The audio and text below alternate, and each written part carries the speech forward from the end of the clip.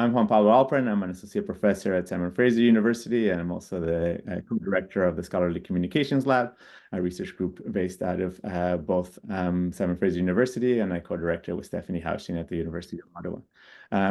It's really a pleasure to be able to welcome everyone today. We generally hold these kind of events internally within the lab to sort of share some of the research findings and some of the research outputs that we have, but we thought that this was a topic that would be of broader interest beyond just sharing within our research group, and we wanted to invite all of you to be able to join us today to learn a little bit about the recent work that was really just out now as preprints, but I think and ideally being able to join the larger conversation about what's going on in the broader discussions around the globe around open science.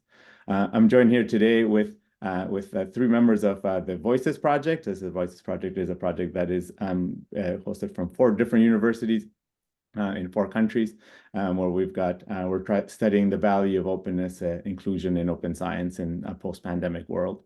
So joining me here today is Dr. Stephen Pinfield, professor at Sheffield University, Melanie Benson-Marshall, a postdoctoral fellow at Sheffield University in the UK as well, and Natascha Chtena, which I knew I was going to mangle today, joining me as a postdoctoral fellow here at Fraser University in Vancouver with me today.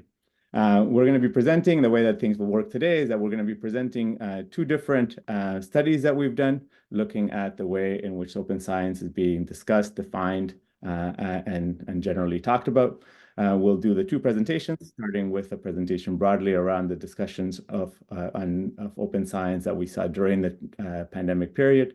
And then Natascha and I will present on a study looking at the way in which open science policies have used and talked about open science, in particular with a focus on looking at equity, inclusion, and participation in open science practices. After that, we're going to open it up for questions from the audience. So you'll see this is a regular Zoom, so you'll have an opportunity to be able to ask your questions both in the chat, but if you want to come on stage and ask your question by either on audio or turn on your video to ask your questions, you'll also be welcome to do that. So we'll give a chance for everyone at the end to do that. So we'll do both presentations, and then we'll open it up to questions for as long as people sort of have questions to keep us going for. Hopefully that will turn into a nice conversation and discussion in which we'll invite everyone from the audience to also participate.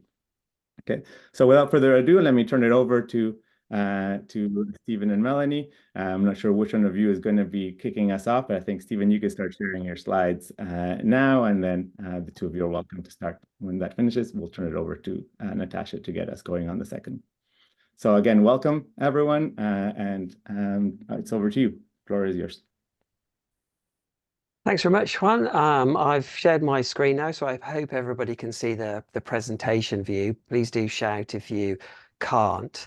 So hello everybody, it's good to see you all, and Melanie and I would like to present this work on the impact of the COVID-19 pandemic on the debate on open science on behalf of the Voices team as a whole. It's part of the Voices project, and everybody in the team has collaborated on this on this particular research project. The context for the study is one where the pandemic put the science system under a great deal of pressure. And as a result of that, the conduct of science and the communication of science was under particular scrutiny, both within and outside the academy.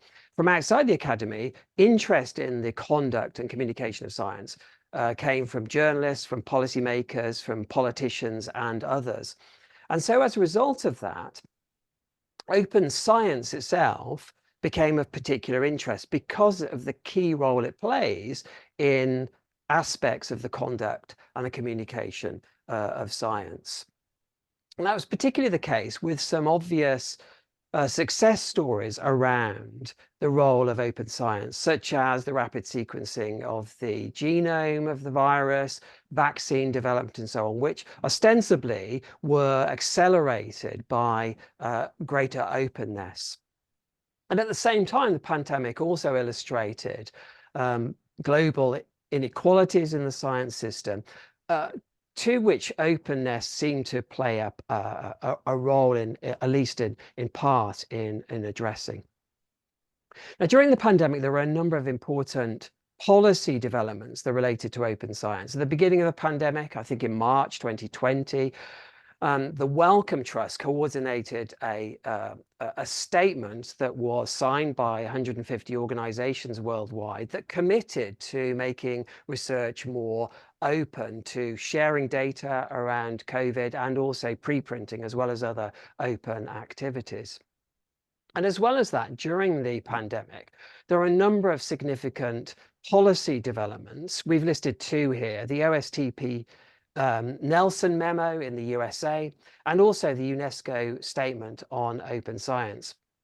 Now, the UNESCO statement was significant for the way it framed the open science agenda, and we'll come back to that at the end of the presentation. But it's noticeable that the OSTP memo was important in that it devoted a section of the statement to observing the lessons that have been learned from the COVID-19 pandemic, and stating directly that that pointed us in the direction of greater openness. So it used the pandemic in that way to make the case for openness. So within that context, what we wanted to do is address the research question: how did the COVID-19 pandemic impact on the debate associated with open science? How was the pandemic portrayed by different actors in the system who were debated its value? What were other perceived barriers that remain with regard to openness? And how different commentators portrayed the open science contribution to the pandemic in terms of the direction that open science should take post-pandemic. And we conducted a qualitative study on this that Melanie is now going to talk you through in terms of methods. Thanks, Stephen. Hi, everybody. I'm going to briefly talk through our methods. As Stephen said, this was a qualitative analysis, and we brought together a corpus of published material that related to the research question.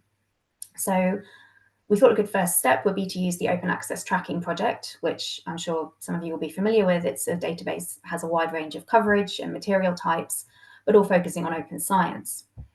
So we searched that, and we used these search strings combining terms about open science, so things like open access preprints, open data, and we combined them with terms about COVID-19 to get the results that we wanted. So we looked for material in these 4 languages: English, German, Portuguese, and Spanish, which are the languages spoken fluently by members of the research team. And we filtered by date, December 2019 to December 2022. This was the list of source types as well that we used, so scholarly literature, but also things like the grey literature, blogs, news media, and so on. And we sorted those manually for relevance, and we ended up with an initial corpus of 260 items by doing this first step. We then did some additional searches, so looking at other databases, Web of Science, Dimensions, BASE, Overton for policy documents, Nexus for media pieces, to augment the corpus and make sure that we had covered all those particular types of literature. And we also looked at websites for key organizations like UNESCO, UN, WHO, Science Europe, and so on. And of course, we utilized the expertise of our research team to get recommendations for places to look. So we did all of this in each of the 4 languages. We did some additional searches in language-specific databases like Cielo, and we assembled the corpus in Zotero, and after we'd sorted it all out, tidied it up, we ended up with 446 items. And you can see the breakdown there, so a lot of English language material, but good representation from the other languages too. So one thing that it is important to note here, we're not claiming that this corpus is exhaustive. We believe it represents a useful sample of the debate. It has a good range of issues and different perspectives from different actors working in different contexts. Next slide, please. So we then used NVivo to perform the analysis using thematic analysis approaches. And our first step here was to select a group of 32 core pieces from the corpus for deeper analysis. So we discussed this in the research team. We settled on this core set of pieces that we felt covered the main topic areas and types of sources and types of authors and a range of pro and anti-open science views. So this set they were all coded in detail using open coding, and a codebook was generated from these codes, which was validated by other team members. For the rest of the English language corpus, we then took a bit of a lighter touch approach. So we were looking for anything we might have missed, other arguments, nuances, and getting a general idea of the frequency of all of these arguments. And again, that was all coded to in vivo. Then the other members of the team kindly repeated the process in their respective languages, and the codebook was sort of iterative and flexible. We ended up with 130 codes, and we developed the themes for discussion from that, which I'm going to talk about next. So we have three main themes that we're going to talk about today. I'm going to cover the first two. So the first one, as you may expect, was that many authors were arguing that the pandemic illustrated or strengthened the case for open science.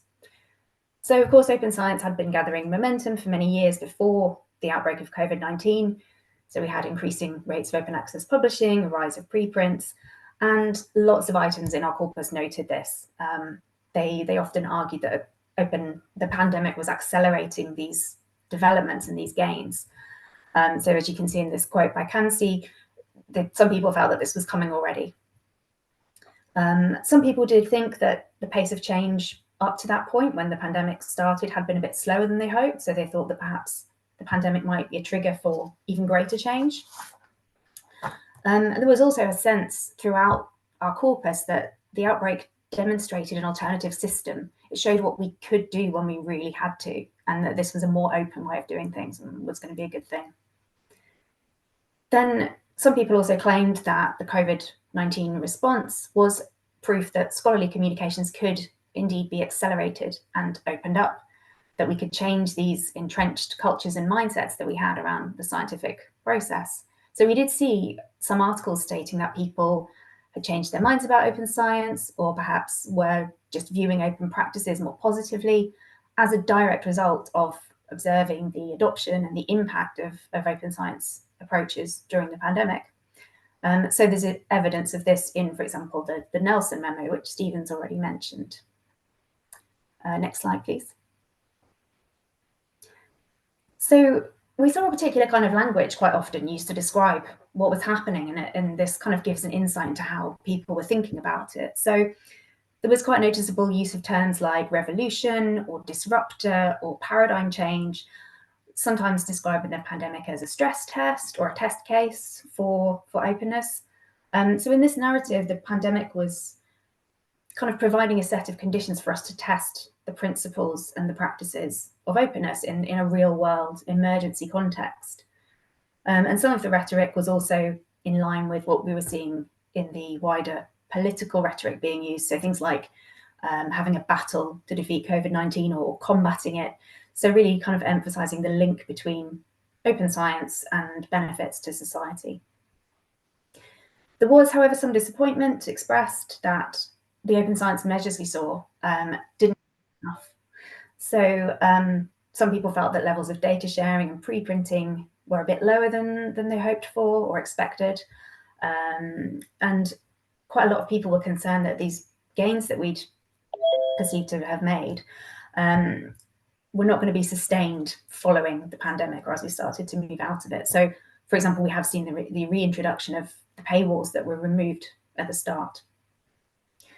And there were also fears that the momentum itself might just dissipate. So this was especially common across the German and the Portuguese language literatures. So a lot of people there seemed to see the uptake of openness during the pandemic as exceptional. So they felt like it wouldn't continue afterwards. And particularly the Portuguese literature, they looked back to the Zika virus epidemic, which affected certain parts, particularly of the global south. And they noticed that the increased openness that we saw in that situation hadn't survived beyond that epidemic. Next slide, please. So the second theme that I'm going to talk about is the argument that the pandemic provided what we might call a clear line of sight to the benefits of open science. So there was a common argument that the response to the pandemic, so for example, how quickly we were able to develop vaccines and testing and so on, had a positive impact on perceptions of open science.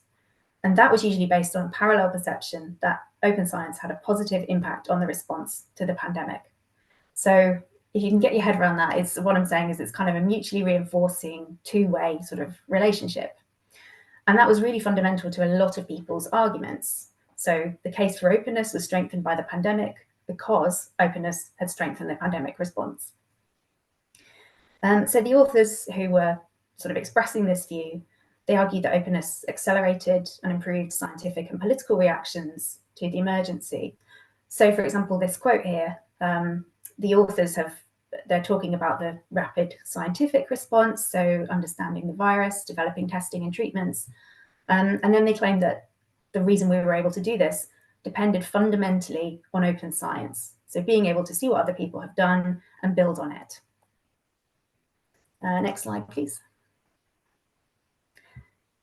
So we might see these kind of obvious scientific benefits from openness, which then led to clear benefits to society. So we saw a lot of arguments around the benefits to science, which I'm going to talk about in a moment, but there was a real emphasis on benefits to society. So a lot of these were health related, obviously developing diagnostic tools, treatments, vaccines. These were all mentioned directly in the corpus, alongside other benefits like informing policy making. So the pandemic really seemed to make clear the connection between openness and societal benefits. It was making these arguments much more visible, more credible, showing that open science isn't just something beneficial to academics and scientists, but as this first quote mentions, it made a significant contribution to overcoming the pandemic in terms of health, society, and the economy. And so there's another impactful claim here in the second quote that there are probably people who are alive today who would have been dead if not for preprints. So that's really directly drawing the connection between open science and saving lives, and kind of implying that it's really urgent that we actually do this and make open science more mainstream. Next slide, please. So these arguments about benefits of openness to society were alongside benefits, looking at the benefits of open science for science itself. So what we might call instrumental arguments, emphasizing that it makes science more efficient, more effective. For example, the argument that openness allows us to communicate findings faster, which was a big thing, of course, in the pandemic context, and also to speed up science itself, just allowing us to kind of do science quicker and get findings more quickly. Then there were also arguments about increased efficiency in research, increased transparency, more accountability, and as a result of all this, higher quality work. And we also saw arguments that openness encouraged collaboration and interdisciplinarity and made for a more inclusive science globally and a more ethical system. So many advocates of openness in the corpus also portrayed open science as a way of correcting what they saw as a flawed system, in scholarly communication and the publishing systems and processes. They thought openness is a way to correct these weaknesses. And they said that the pandemic exposed and magnified these flaws and demonstrated how open science might be able to be a better system. So we saw the system criticized a lot for being inefficient, costly, poorly coordinated, slow, that there wasn't enough collaboration, it wasn't transparent enough.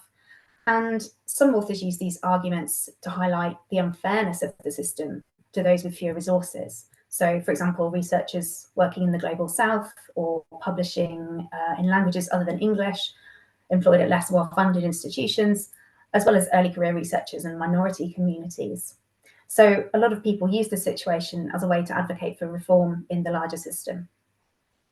Next slide, please. So one thing that we felt after looking at all this discussion was that most of these arguments we found were not particularly new.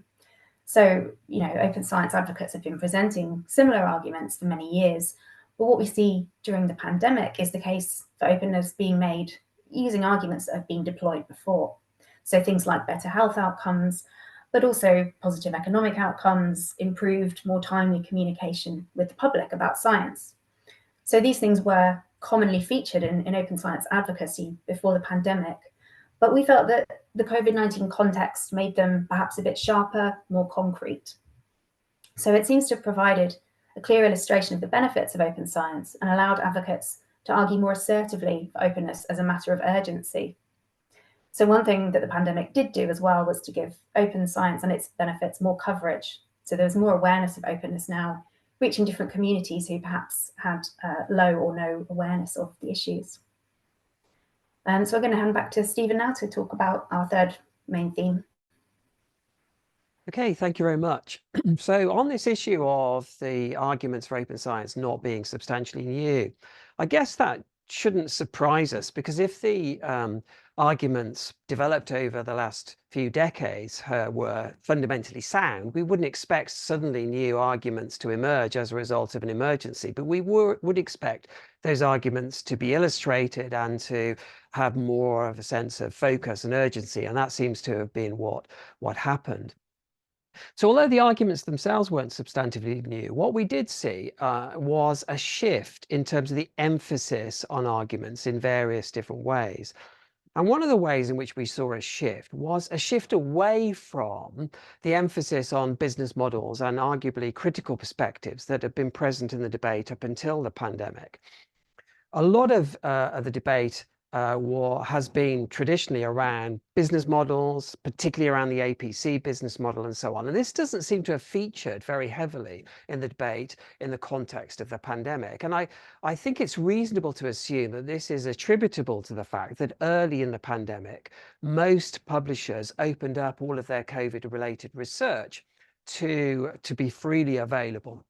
And so it kind of blunted that as a focus for debate. What we saw in the debate as instead of that was discussion on whether the breadth of literature made available was wide enough, and that some literature wasn't included in that move to make it open by publishers, and also debate about would publishers quietly place that literature behind toll gates after a temporary period, and that discussion is ongoing. But we saw less debate on business models than might otherwise have been the case had that action not been taken by publishers.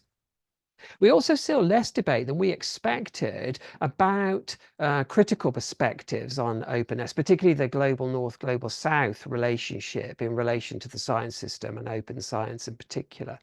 And I think that may well be due to the fact, it seems to be reflected in the fact that many of the people working in this whole area and debating the role of openness saw the solutions to the pandemic as basically universal ones, and so therefore weren't focusing on the global north, global south divide as they might have done.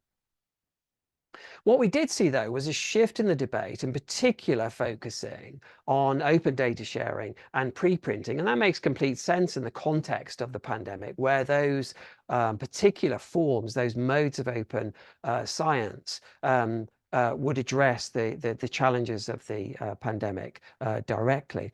And in many respects, these issues became the focus for debate around openness more generally.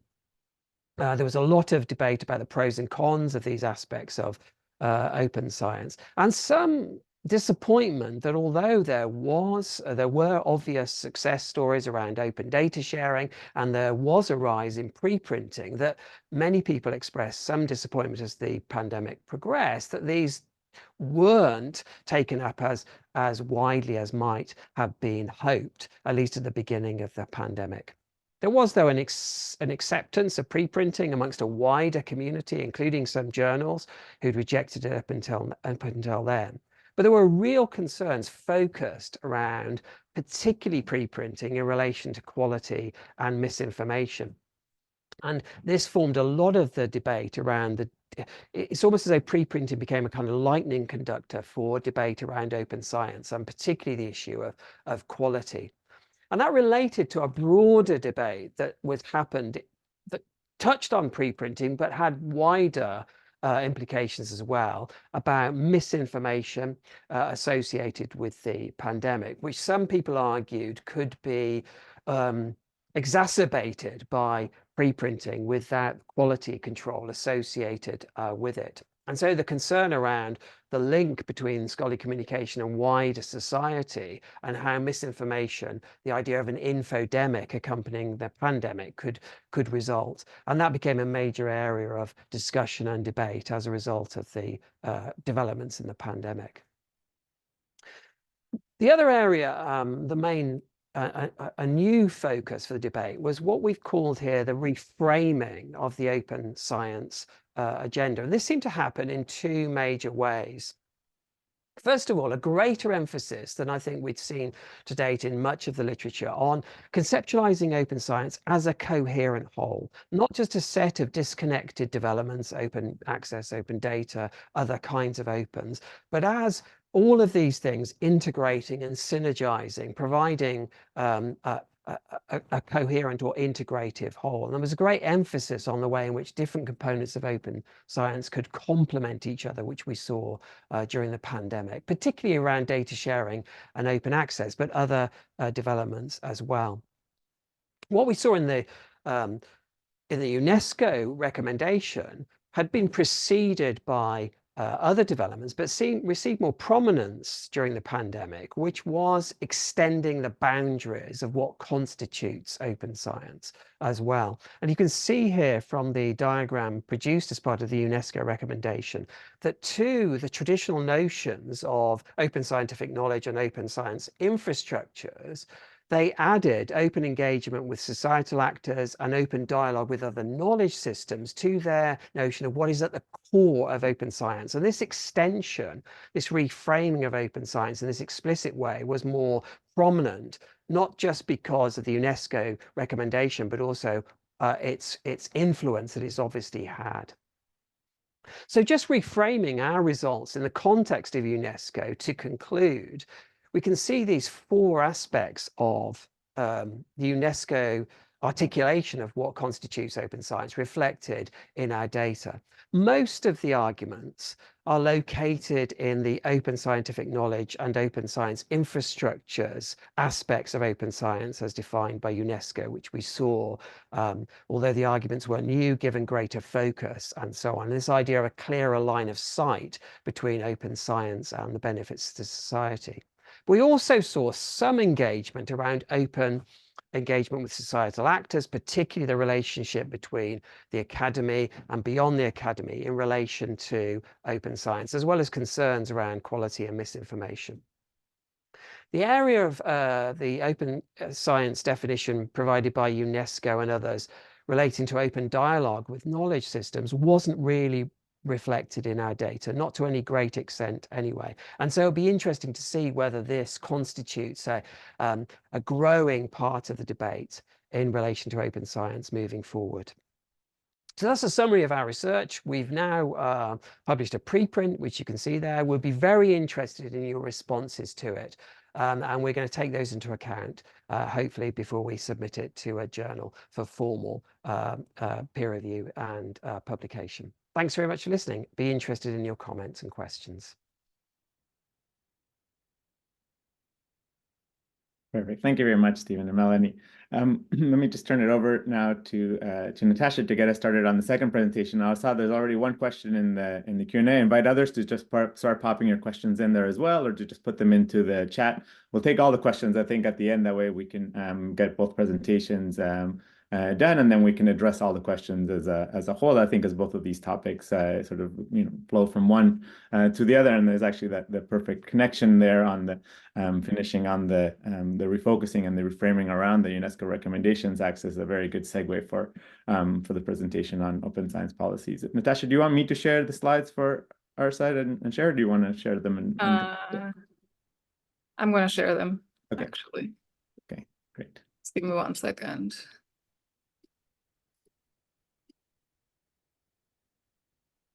Is this working? Yes, perfect. Go ahead. Okay, perfect. So thanks, Juan.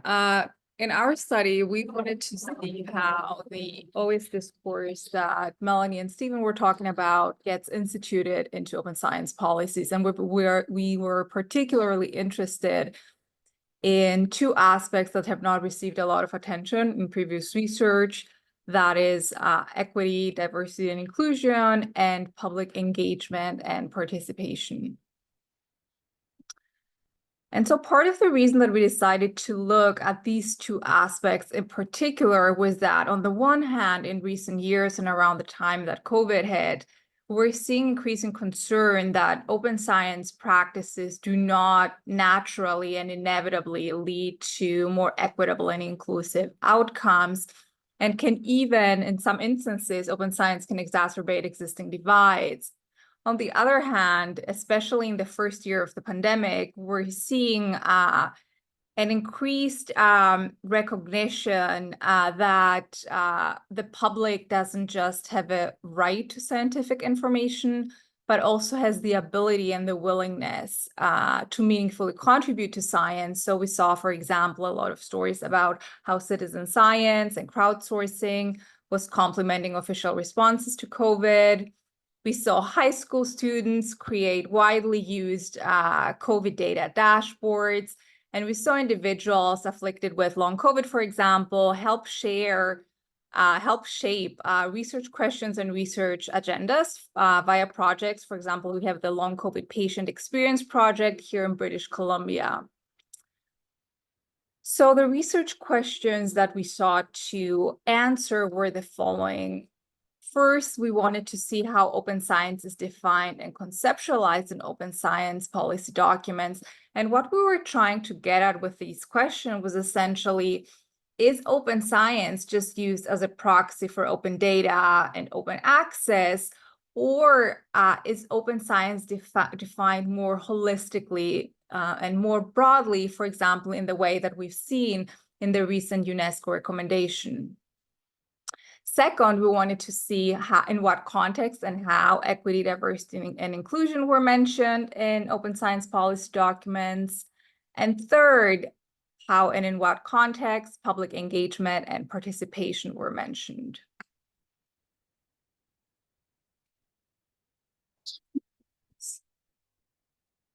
So to answer our questions, we took a qualitative document analysis approach.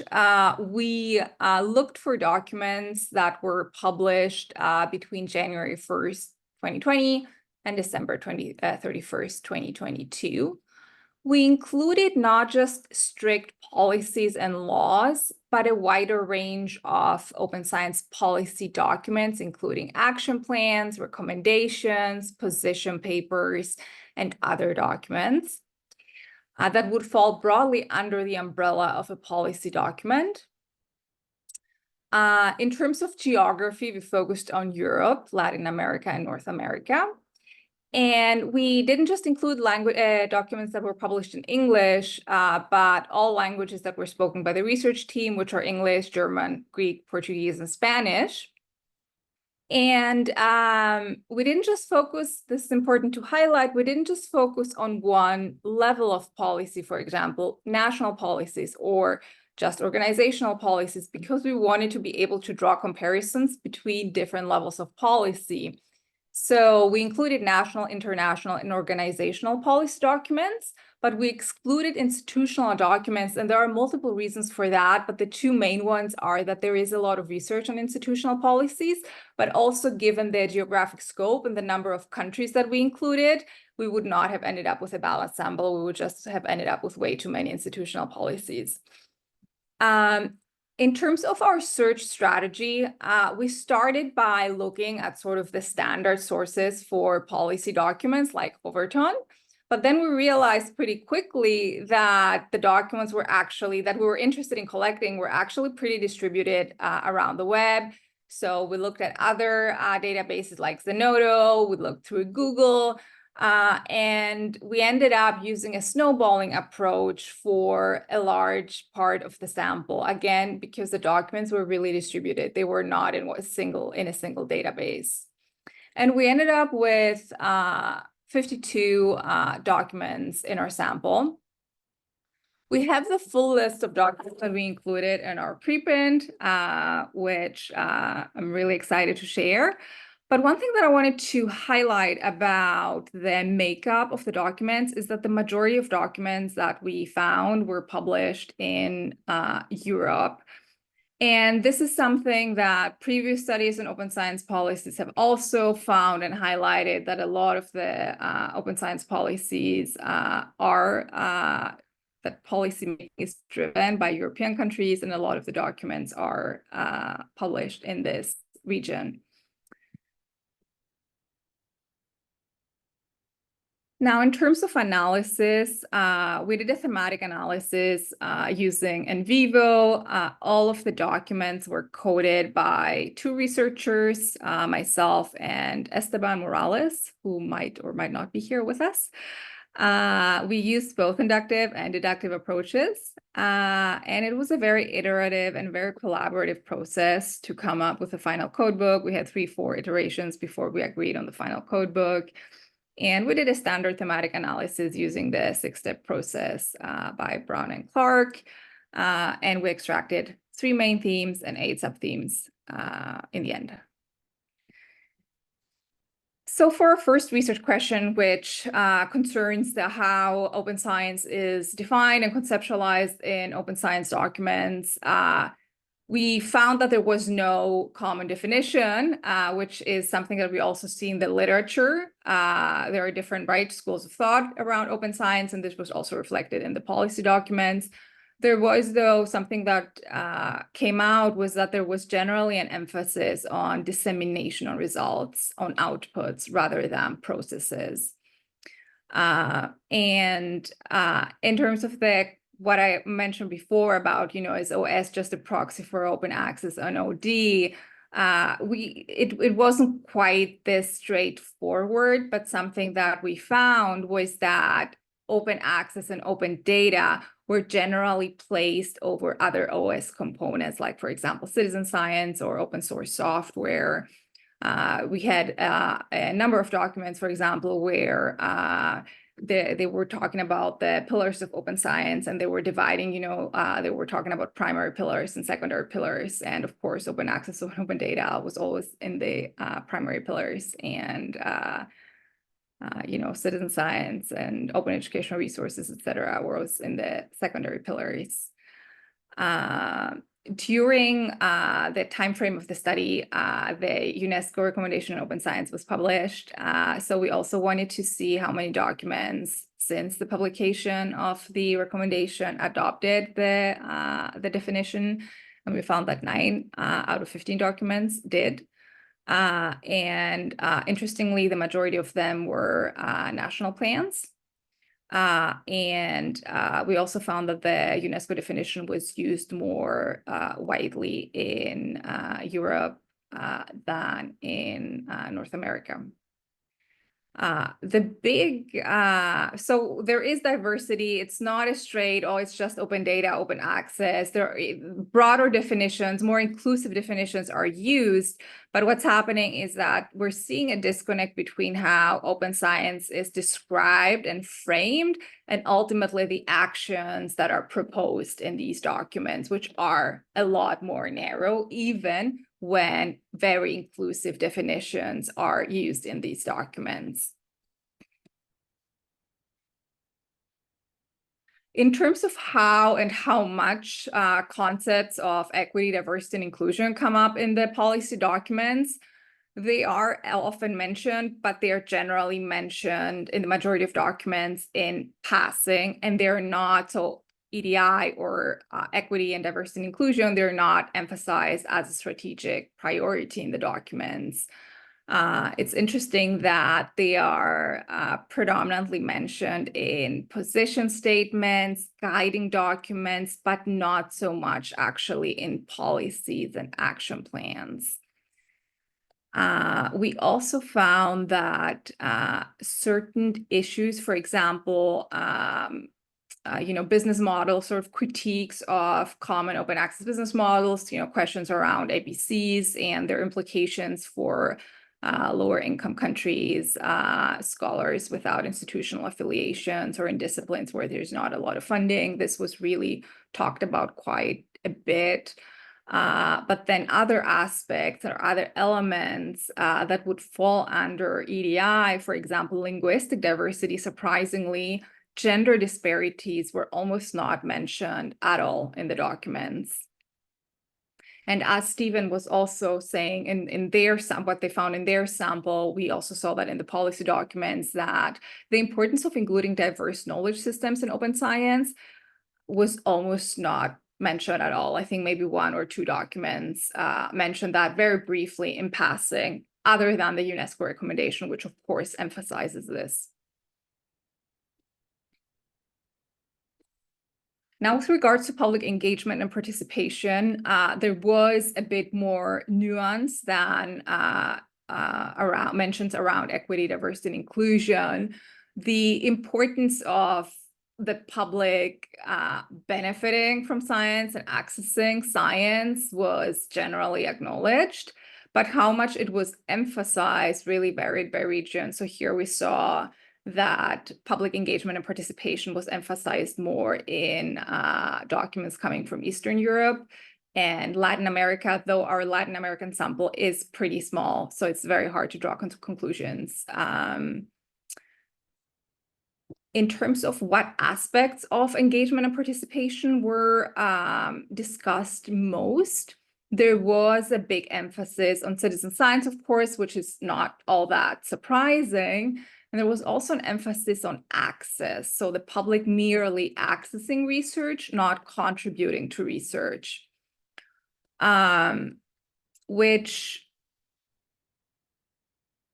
what we're seeing there, it's not just that citizen science is mentioned, but the way that citizen science is described, for example, in these documents, is through a deficit lens, which means that the researchers are essentially placed over the public. There's a hierarchy there where basically the public is working for the benefit of researchers. That comes clearly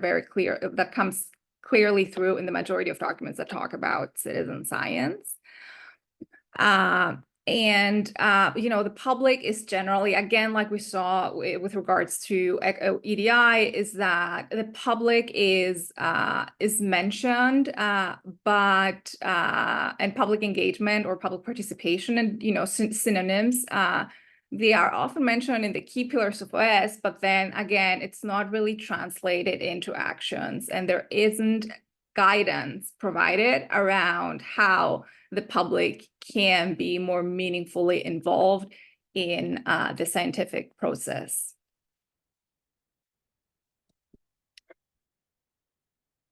So the big takeaway or outcome for me is that what we're seeing in these documents essentially is there is a recognition that the public right matters, that the public has a right to science, that the public can to an extent contribute to science. We are seeing a good recognition around equity, diversity, inclusion. But there is an underlying assumption that, we need to first focus on access and data, and then equity and inclusion are just going to be a natural byproduct. And we've seen that this isn't really the case. And I think in the coming years, there really needs to be greater emphasis in these policies around actionable items. So how do you actually make processes, open science processes, more equitable, more inclusive, more diverse? So the pathways, that whether we're talking about EDI or we're talking about public participation, they're generally lacking.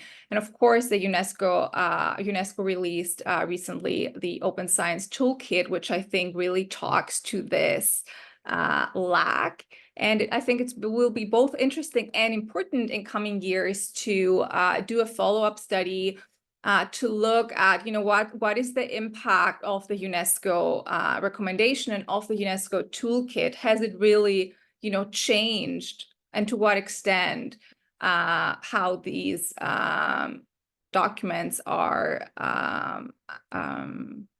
translating essentially open science values and practices. And I'm going to hand it over to Juan, who wants to share some additional thoughts. Thanks. If you can just switch to the next slide for me, that'd be great. So, I mean, for me, when I take, and now sort of my takeaways are bringing together some of the findings from both of these studies combined and the other work that we've been doing as part of the Voices project. And the reason that I wanted us to, and I sort of insisted and I proposed to the team that we have this, we do this in a public forum and open up this webinar for everyone. Because when I look at the results of these studies of looking at the way that people have been talking about open science and the way that it's being instrumentalized in policies, for me, the main takeaway is that there's a need to raise the alarm around how we're doing this. The definition, what it becomes clear to me when looking at this, that the definition of what open science is still in flux. But there is a sense that it's starting to be that it's being quickly cemented to become to take on one particular form. And here, when we see the overemphasis on or the increased attention on open access, open data, and on preprint, it's becoming clear to me that the definition of open science, as it starts to make its way into policy documents, is really focused primarily on those elements and not taking on the larger vision of. Oh, Natascha, we're still. Sorry, I'm so sorry. So the larger vision of what open science could be. I think that there are potential benefits to that there are many potential benefits to what open science could be. Just the previous slide still for now. What open science could be, but if we want, can we really expect open science to achieve all of them? And I think that it's important to think that when we focus on one goal in particular and what we want open science to be able to do, it comes at a cost to others. Not to say that not all of those potential benefits could be achieved, but rather to say that that when we pay more attention on one, we're not putting that attention on the others. And if we set policy that puts its focus in one area, it's necessarily going to come at the expense of the others. And that, for me, and Natascha already mentioned this, but to emphasize it, that it's for me, it's alarming, and that's why I want to call attention to it, that most of the documents that we're seeing in terms of what is both in the policy documents that we found, but also where the discussions around open science is happening, have such a focus on or come so much from Europe. And I think that we need to ask that question, if this is what we want. We see also when we look at the documents, the differences in the different focuses and attention that is being paid. And when you look at across different regions or different disciplines or in different communities, that the context of what open science means matters, and it really changes things. So if we are looking where most of the discussions are coming from Europe, and they're the leading in the definition and cementing that definition of open science is taking its cue from that one area. What are the implications for other regions of the world if they're going to end up adopting or being, in some sense, being carried along in those in that particular vision or approach to what open science is and could be. So now if we can go to the next slide. And so this, to me, comes down to, and this, and I'm not just saying this because we have Tiffany here as an open science advisor for UNESCO in the audience, is that to me the UNESCO recommendation is, and what comes through there is an opportunity to really try to make sure that we take on a more holistic view of what open science could be. The values part of the recommendations, and you see the values and the principles that are in there, are important. So that's why I put like the values there, because I think it's an important that we need to focus on what open science values more than on open science practices. And what we see is that the policies, because of their nature of what a policy is, focus on the practices as opposed to ways of trying to really cement the values and put them into practice. The way that the policies are being put in place, and what we see is that they kind of focus on the quality and integrity aspect of the values, but then the collective benefit, the equity and fairness, the diversity and inclusiveness aspects seem to be underemphasized. And to me, that's a cause of concern, and that's something that I think we need to be paying attention to. We can go to the next slide. Here again, Natascha mentioned the Open Science Toolkit. I was just sort of looking at it. There's a couple of, some of the aims of what open science is for. And here, what I want to emphasize is that it's opening up the processes, not just opening up the products, it's opening up the processes and products of knowledge creation. And here, the opening up of the processes is an important part of the emphasis. And if we can go to the next, to the final slide, just to finishing up. And the reason why this whole webinar to sort of looking at how we're talking about open science is because how we talk about open science ends up defining what open science is. And in the end, this is what there's that pathway directly about how we talk about it, to how it becomes defined, and then how it gets institutionalized and gets put into practice. And if we talk about it in narrow ways, it's going to be defined in narrow ways, and then the policies and the ways that it's going to be enacted are always going to come from that very narrow lens. And I think that there's an opportunity right now, and that the time, I think, it feels urgent, at least from my vantage point, that we make decisions around, are we going to adopt a broader definition of what open science could be, and so that we put those values at the forefront. I think the time to do that is now. It comes through talking about it in those ways, and seeing and making sure that then it gets filtered down into policies with those things as the focus. So that's it. I think just final slide, just to say thank you, and we can turn it over, open it up for questions from the audience. I'm happy to. I'll bring Stephen and Melanie back on the stage, and we can. And happy to take your questions. So feel free to put your questions in the chat, or if you feel like using the raise hand feature, you can certainly also come on stage and ask your question in audio and or video.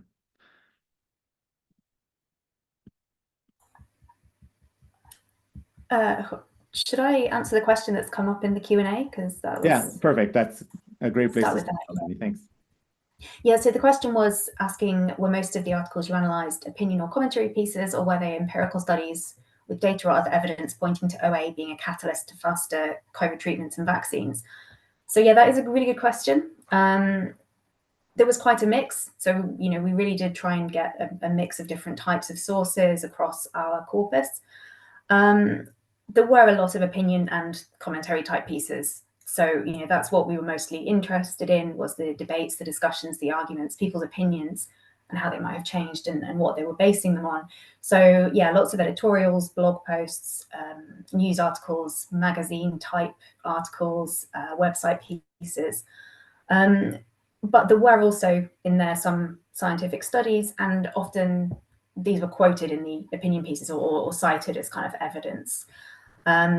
I would say often they didn't necessarily give strong empirical evidence that was kind of really strongly linking, openness with that. But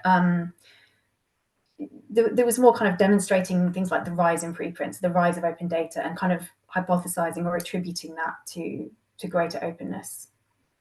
Stephen, did you have anything to add?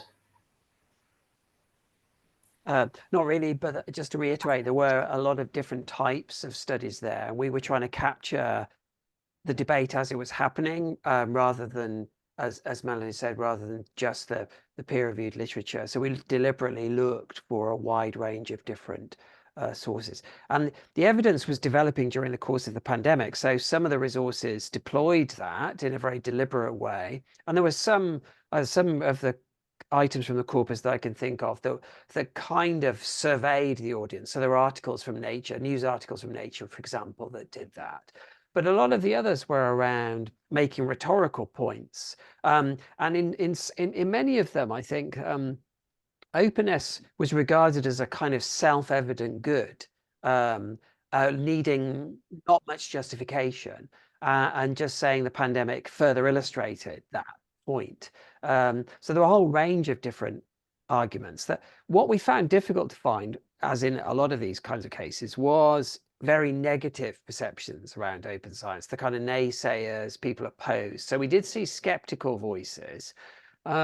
Most of those were around skepticism in relation to particular modes of openness. So skepticism in relation to preprinting, because preprinting became a real focus for debate. Skepticism around open science tended to focus on skepticism in relation to preprints, we found. And so a lot of people, talked about some of the disadvantages of preprints. And there was a whole strand of the debate around the extent to which retractions and withdrawals were possible in a preprinting environment, or whether it was better in a preprinting environment or not. People actually defending preprinting, able to identify problematic studies very quickly and get them withdrawn. So there are a whole bunch of studies, but it was quite difficult to find the skeptical voices, except in relation to those particular modes. But that was happening in a live way through blogs, through news articles, through reviews and so on, which we captured during that time. Right. There's a question in the Q&A around asking if we find examples of good policy jurisdictions that are doing a good job of addressing open science from a more holistic perspective. And if there are good examples that we can learn from. So I think, Natascha, I don't know if there's any of the ones that, as you read through all of those, if there was any that are particularly good. I think I can answer generally that there's none that are great at doing, putting them into practice. But I don't know if there's any that are, I don't know, not great, less bad, or a little bit sort of try to capture the spirit of it a little bit better. It really, there are policies where they're doing one thing well, but then they're not addressing like other elements, right? It's like someone might be focused on one aspect of diversity, but then like the public isn't really discussed. So I can't say that I saw a policy other than the UNESCO one where I thought, oh, wow, they're doing such a wonderful job. I think generally, as I mentioned, sort of country like Latin America and then Eastern Europe, and then sort of some exceptions like France and Ireland in their national plans, they're clearly thinking about these issues. But yeah, it's not really translated concretely into practice. The one area where I think that they're starting to measure and look at the impact of what the UNESCO recommendation is going to be in policies as they're being developed. I think a lot of those policies are being are starting to put into practice now. They're being worked now. So we've captured these ones sort of in a period shortly after. And this is why Natascha was pointing to the need for there to be sort of a longer term tracking of the effects of how these things can be put into practice, but also things, this is the time to be able to do this and to put those good examples out there of doing things differently is now. And that's why I think it's the importance of looking at how things are being talked about at the moment and what is currently put into practice, as opposed to waiting until everybody's already done their policies and then trying to track it. And tracking, it's the challenge of trying to do this work in more or less in real time, right, as it was happening. But also this is the time when, if it's going to have an effect, it needs to be through our reflection on what we're currently seeing in the documents. There's a question from Melissa around if we can point to the information around the publishers putting up their paywalls after COVID-19 research. And I know that there's been some work trying to track this. I don't know if, Stephen, because you've mentioned, I don't know if you've got a link handy that you could share. Otherwise, Melissa, we can certainly pass something along. I just don't have any right off the top of my head, but I have seen that there's been some work looking at the closing down of paywalls, and we've been doing a little bit of that work within the lab as well, but I don't think we have anything from the work of the project ready to be shared on this. But yeah, I was just looking. I'm sure that Bianca Kramer from, I think, Utrecht in the Netherlands has been doing some work on this, and I was trying to land on it, but I couldn't find it. But there definitely has been some work on it that I've seen in the past. So I'm sure we can locate it and let you know, Melissa. Yeah, and if anyone else, also, it's always good to crowdsource these things. If anyone in the audience has a link on that, then please, by all means, pop it in the chat as an answer, because I think that's a question that several of the people I know on here might just have something at the ready. Other questions or sort of or comments, and I don't want to. There's a temptation to put some people on. I know some people in the audience that I'm sure would have some opinions about some of the things that I don't want to put anyone on the spot if they don't want to volunteer. But I'm open to, just if it's not a question, if you even just have a reflection or a thought based on the topics of what we've been talking about today, you'd be welcome to come on. So.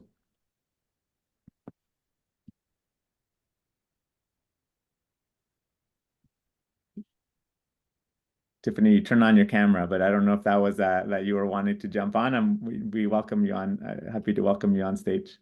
Happy to do so. Conscious of the time, and I'm interested in other people's perspectives as well. But thank you so much for sharing this research. Both of these pieces, these explorations, are really, really useful, really insightful. I guess the first point that I want to make, I am working with UNESCO on this. We're supporting the countries, and thank you for mentioning the recommendation. The thing I want to say is that the recommendation is your recommendation. This is something that was unanimously agreed. It was negotiated by 193 countries. The USA being an unfortunate exception, wasn't a member state at the time, but of course the United States is doing a lot of work on open science, and you'll see some overlaps there. But really, to everyone who's listening on the call, this is your recommendation. It's the commitment that your country has made. And so we did it together because we see it being a faster and more efficient transformation of science if we work together. And that was the point of open science. It's not to create something new, some new additional layer, some new rules or regulations on a country or on its researchers, but rather to transform, to improve the problems that we see with science as usual. Openness is supposed to be the way to actually improve and transform. But now the work begins. So, right, how do we implement this? And policy is one way, it's just one way to support that transition. We also need to consider whether we know how we're making progress. I like that you mentioned that policies do need action plans, and that's where we're really hearing a lot of discussion and questions from countries and from institutions. Of course, it's not wise to incorporate pieces into your policy if you're not going to be able to implement them, or if you're not going to be able to, if you don't know what to do and how to measure it. Because if you put it in the policy and don't do something, you're going to be called on it, right? So we really need to work together and with these countries and organizations, institutions who want to do this, because they have the vision, but we now need to work on implementation. And I think sharing examples and doing this kind of work where you look to see what actually is in a policy, what is being done in different contexts, particularly in different resource contexts, is really helpful. On our side with UNESCO, we've been asking for best practices. We showcase some of those in the recently published Outlook on Open Science, showing trends in different regions. And we have a request for a policy compendium, which is a similar, this kind of work will feed into that, to share examples of what can be done in different contexts, what really works. And I think particularly for those dimensions of engagement of society and dialogue across knowledge systems, people are still working to understand what that actually means and how that is relevant for countries and communities in different places. And the more we can share concrete steps, concrete examples, this case versus that one, that will be very supportive. So thank you for sharing all of this. And I do want to encourage that it isn't, when we see a limitation of a policy like this, it's not necessarily even a lack of willingness on the part of that organization or institution or community who's created the policy. Rather, it's a sign that we are lacking those concrete pieces. Either we don't understand what can be done, we want to, but we don't understand what can be done, or we know that we don't have the resources, the data set, the underlying concrete piece to actually take that step and report on it. And we benefit in that from working together. So thank you. Yeah, thank you, Tiffany. I think, it's, I think part of our role, and maybe as researchers, is to sort of point out where those things are lacking, but it's the taking and figuring out what is the steps to support people to be able to then put these things into practice. It's a second step, I think, beyond the work that we've tried to do, which is, it is a bit more, as you say, we're calling people out a bit more than helping to understand the reasons why those things are missing and seeing how we can support them in doing so. I think that is a natural, and one of the, I think, hopes that we have for this work is that it helps to inform that conversation and helps people to be able to figure out what are the ways in which identify that they have that desire to do so, and figure out what are the steps that they need to take to be able to make it a reality. I appreciate you coming on stage a little, accepting a little bit of my cajoling to jump on and hear your thoughts. I think it's really great to get the perspective of the UNESCO recommendation. As you say, it's a recommendation that countries adopted themselves, but then now we need to figure out how to, if they want to follow through on what they've themselves agreed to put themselves forward for. We need to figure out what is the right way and the right pathways to make sure that that can become a reality. And my concern and what I've been raising here is that if the expediency of moving forward on the pieces that are more readily available, I think comes at the risk of making it too late to then adopt the full, to follow through on the full set of recommendations that they wanted to. Stephen, I noticed you've got your hand. Go ahead. Yeah, and thank you, Tiffany, for that clarification and expansion on the issue. I think this may be reassuring or not, I don't know, but we had this discussion in the research team about the kind of level of pragmatism associated with policy development and the extent to which you can move ahead more quickly and more clearly in certain areas, and other areas need more development, and you may not be really clear about how they can be evaluated and so on. We had that kind of discussion in the research team as in the way that we framed the preprint in relation to the policy development. And maybe we need to review that. We tried to get that balance in place to kind of make the point that Juan was making about not losing sight of these important, more aspirational elements, but also, on the other hand, being realistic about what is pragmatically possible. So we tried to achieve that balance, and so it's really interesting to hear you say that. So thank you very much for that. I do feel the recommendation, UNESCO recommendation, is both a reflection of the community, but also has the potential to empower the community in these new and important areas of expanding the definition of open science in a way that there's a danger it could become quite narrow. And I think it gives people permission, if you like, to use that very expanded definition in a way that hopefully is positive. Can I also mention when I'm on about Dee Dawson's comment? Yes, Wow. go ahead. So I was about to. I think this is it's really important comment, this, and we perhaps should have said at the beginning of our presentation, we are using open science as a kind of synonym for open research, and using science in that broad sense of Wissenschaft to mean systematic knowledge, rather than science in the narrow sense to mean kind of STEM or whatever. And I think it's really important to emphasize that, and we should have done that. So thank you, Dee, for drawing our attention to it. Those definitions, that definition of science in that broadest possible way, I think is more readily accepted in some geographical regions than others. So in Europe seems to be really well accepted. In the UK, not so much. And I'm not sure about other disciplines. So it is worth reiterating, we are using open science in that broad way to mean all academic disciplines, not just STEM, or even more narrow than that. Yeah, I think we always make a point of putting that in writing, but then we sometimes then take it for granted that people will understand that we're using the term because it has become so commonly used. But in fact, in a paper where we're talking about how open science is defined, it's important that we call attention to the fact that our understanding of it and how we're approaching it is from that, as you say, from that broader understanding of what the term science means. Other questions or comments from the audience? Dominique, I see you. I'm assuming when people turn on their videos that they perhaps want to come on and say Sorry, something. I thought I had put my hand up actually, but yeah. Now that I work for government, I'm so used to Teams that I'm always a bit flustered when I have to figure how things work on Zoom. But yeah, thank you so much to the presenters for some really fantastic talks. Congrats on the studies too. Looking forward to reading these preprints. I was not aware of them. And so, yeah, great to see that work now available. I had a kind of a rhetorical question.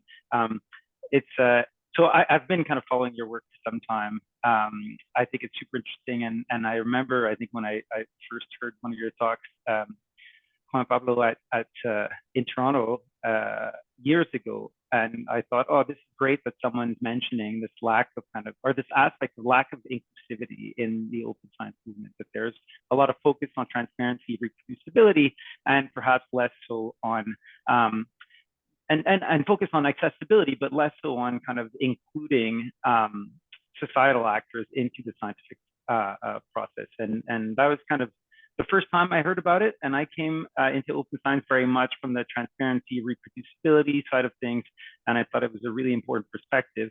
I guess so my comment is, like, were you surprised by the results of your studies? In a sense, I guess it was a bit of a rhetorical study, and that I think you expected the answer to your research question there. Nonetheless, I think it's obviously super important.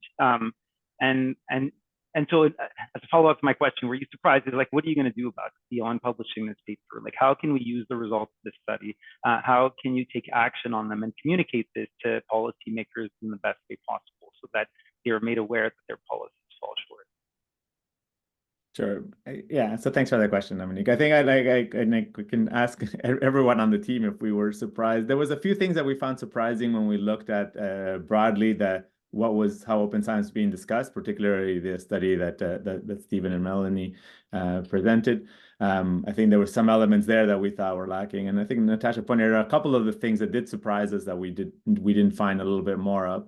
Overall, no, we were expecting. This is why we paid attention to focusing on to see, even though it's what we expected, but we wanted to confirm and see what was out there, as well as to see if there was differences across. The part we didn't really have a very good sense of is how this varied across regions or across different communities, right? Is it just that there is one dominant conversation and that's the one that we're seeing? But if we looked for documents from other regions, where we're going to find that there was different attention, and we found that we did find some of those differences, although overall still the neglect of equity and inclusion in the policies was still present.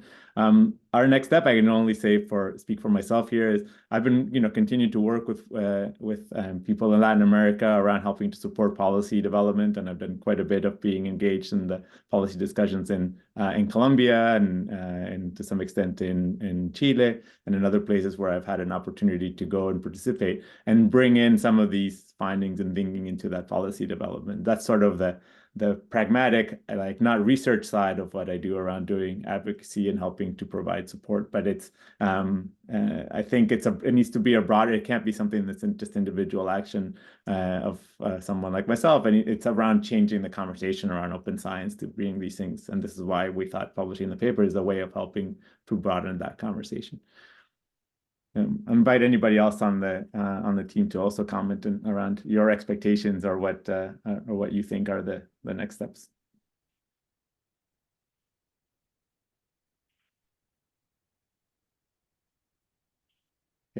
Well, hopefully that answers your question, Dominique. It does. Yeah. Thanks very much. And then thank you for the advocacy work that you do as well. I think it is really important. I'm also thinking about, in the context of Canada, like, how can we get this message across? How can we get this to policymakers? But I have the preprint now. I'm happy to circulate it in my circles anyways. And so, yeah, thanks again for work. Participating in the conversations in the Canadian context as well through the work we do with Coalition Publica, with PKP and NRD, and part of the influence that we might be able to have by speaking about it from that context. So we are doing some of that as well in the Canadian context, which I should have also mentioned, speaking to you in particular. So thanks. Yeah, Eunice, I saw your hand go up, but it's go back down, and then Stephen wants to jump in as well. But if Eunice, you want to jump in? Super quickly, thank you. And I'll be quick, Stephen, promise. I think there's a lot of value in creating this kind of resources, because usually when you are working or developing policies, especially policies that are not well documented and they are still in an exploratory phase, which are like the open science policies in general, especially for national governments, I think it's very helpful. It's very resourceful to know where you are located, like where the other governments or entities interested in these topics are allocated, and to identify common challenges it's usually productive, at least to know or to be aware that you're not the only one in that same problem or trying to fix that problem.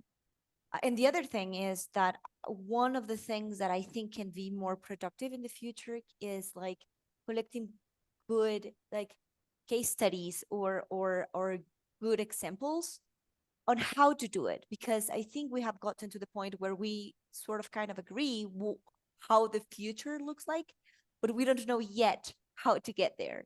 And when I say we, I'm thinking about policymakers, and I'm thinking about organizations that might have resources and time to devote to these activities, but it's less clear how to do it. And I think that having those experiences and documenting those good practices is going to be instrumental for the future development of policies. Thank you. Stephen, go ahead. Yeah, 2 points relating to those 2 preceding comments, actually. About one is around, surprises, and I guess this is not a surprise, but it's something that's really apparent from the pandemic in relation to open science, and that is that although the pandemic gave rise to these kind of rhetorical views about open science, that the pandemic had illustrated the need for open science, the pandemic had partly been addressed by open science. The arguments, I think, were really increasingly accepted more broadly than just the kind of open access advocates, open science advocates than is traditionally the case. And that's probably a really important thing. But it was really noticeable that even during the pandemic, even during a global medical emergency, the level of openness was not as great as you might have expected it to be in that sort of context. And it really showed that the forces in the system which are pushing against openness and or at least inertia in terms of innovation are really, really strong. The incentives for researchers to behave in particular ways, the reward mechanisms that they are operating under are really, really strong. And so change is quite difficult. It's really difficult to achieve and requires kind of systemic action, not just around publishing or around data sharing, but around the incentive structures around, and that's really quite significant. And I think the pandemic, more than anything else, illustrated just how strong those forces for inertia are, and that they require kind of coordinated and sustained addressing. And that's the second point I'd like to make. I think over the years, we've seen, particularly in the, from about 2016, 17 onwards, a greater awareness amongst policymakers that having a policy, however it's framed, is one thing, but we then saw this plethora of policies, all saying slightly different things, all making slightly different points, pointing in particular directions in countries, sometimes multiple policies in a single country that were pushing researchers in slightly different ways and their institutions in slightly different ways. And I think there is now a growing awareness there needs to be much greater coordination and alignment across the policy environment. And that's why I think the UNESCO recommendation, amongst other things, is so valuable, because it can provide that kind of aligning function. And I think that's really important if this inertia in the system is to be really meaningfully addressed. Yeah, thank you for that, Stephen. Yeah, I mean, sorry, Yeah, just go ahead, to Melanie. kind of, Yeah, perfect. yeah, I was just going to ask you. yeah, just to back up what Stephen was saying there in his first point, that so the second phase of our part of the project is conducting interviews with some key stakeholders, and I've been doing that the last couple of months. And one thing that comes up time and again when we talk about like barriers and their recommendations is that a lot of people feel that we need to reform the system, that, the research assessment system in particular, that we need to look at the kind of where we put value in that, and, that it's really a much greater project. And certainly in terms of inclusivity, that is something that, people are also bringing up as kind of trying to really make that part of the process and not just kind of pay lip service to it and say, we need to make things more inclusive, but yeah, we need to actually do it. Great, thank you for that. Natascha, anything else that you want to add? Just in terms, and I think we can start wrapping up so that we can conclude. But any last sort of thoughts or reflections that you want to share? We can wrap up. Okay. Great. Really want to thank all three of you, so Natascha, Melanie, Stephen, for presenting and sharing with everyone today, as well as sharing all of you that participated in the audience that came and spent the time with us today. We welcome that. So the two preprints are out there and available. I think they were linked to in the chat from earlier, and certainly you can always just find them on the ScalComm Lab website in the publication section if you would like to. And we will welcome sort of comments that both of these are. There's still time also just to influence the actual documents themselves, because they're still just in preprint mode, and so they haven't been sort of cemented in a publication. So we would welcome comments, but even just beyond comments for the actual changing those, just feedback or any reactions that you might have that you didn't formulate while we were here today, but that you want to share with us. So it's an open invitation to have this be the beginning of a conversation. So again, thank you very much for taking the time to join us today. And we look forward to seeing you again in another space in the future.